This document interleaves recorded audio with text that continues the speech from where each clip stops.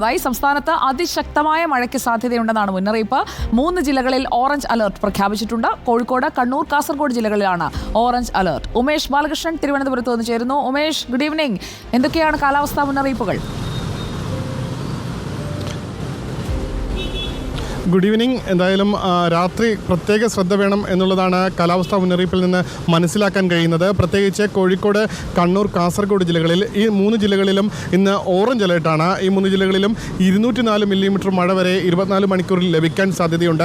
നാളെയും സമാന സാഹചര്യം വടക്കൻ ജില്ലകളിലുണ്ട്. അതായത് കോഴിക്കോട്, വയനാട്, കണ്ണൂർ, കാസർഗോഡ് ജില്ലകളിൽ നാളെ ഓറഞ്ച് അലേർട്ടാണ്. പത്തനംതിട്ട, കോട്ടയം, എറണാകുളം, ഇടുക്കി, തൃശ്ശൂർ, പാലക്കാട്, മലപ്പുറം ജില്ലകളിൽ യെല്ലോ അലേർട്ടാണ്. എന്തായാലും യെല്ലോ അലേർട്ട് പ്രഖ്യാപിച്ച ജില്ലകളിൽ ഒറ്റപ്പെട്ട ശക്തമായ മഴയ്ക്കും സാധ്യതയുണ്ട്. ശക്തമായ കാറ്റിന് സാധ്യതയുണ്ട് എന്ന് മുന്നറിയിപ്പുണ്ട്. മണിക്കൂറിൽ 40 കിലോമീറ്റർ വരെ വേഗത്തിൽ കാറ്റ് വീശാൻ സാധ്യതയുണ്ട് എന്നാണ് മുന്നറിയിപ്പ്.